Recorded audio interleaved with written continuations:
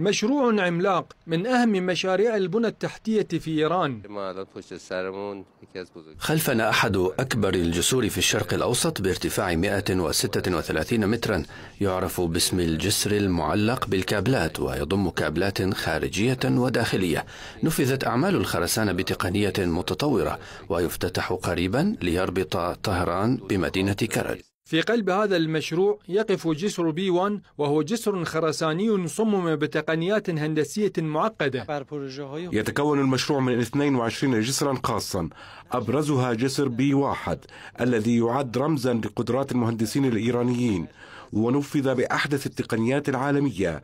سيقلل المشروع من الاختناقات المرورية بنسبة 50%، ويربط العاصمة طهران ب14 مدينة. يسهم هذا المشروع في دعم الاقتصاد الوطني من خلال تسهيل حركة النقل والحد من استهلاك الوقود واختصار الوقت، ويشكل محورا استراتيجيا جديدا للنقل في شمال البلاد.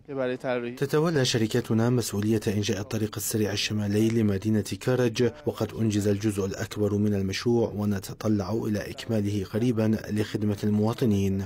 الجسر يعتمد على واحدة من أكثر التقنيات تطورا في العالم، ما يمنحه قوة ومتانة استثنائية. الجسر يعتمد على نظام الكابلات المشدودة، حيث يوجد برجان رئيسيان من الجانبين، وتتصل بهما كابلات تحمل وزن الجسر، ويحتوي الجسر على 32 كابلا، وستحقن مادة خاصة داخل الأنابيب لحمايتها. وراء هذا الإنجاز يقف فريق هندسي متكامل يعمل على مدار الساعة، وتقوده نخبة من الخبراء الإيرانيين في مختلف التخصصات. بلغت نسبة إنجاز المشروع 92%، ومن المتوقع أن يفتتح قبل نهاية العام. استخدم في إنشائه أكثر من 17,000 طن من الحديد، ونحو 110,000 متر مكعب من الخرسانة، إضافة إلى 800 طن من الكابلات الداخلية والخارجية. يمتد هذا المشروع عبر مجموعة من التقاطعات والجسور الفرعية التي تسهم في تنظيم حركة المرور بين العاصمة طهران ومدينة كرج.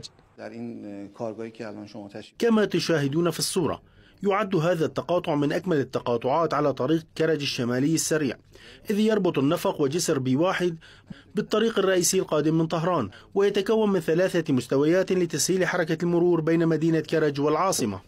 في إنجاز جديد يضاف إلى سجل المهندسين الإيرانيين، تتواصل الأعمال لإقامة أضخم جسر في الشرق الأوسط. مشروع عملاق ينفذ بخبرات وكفاءات وطنية خالصة، يجسد الإرادة القوية والقدرة على تحويل الطموحات إلى واقع، ويربط بين التنمية والتطور والإصرار على الإنجاز. عدنان المحقق، العالم، محافظة كرج.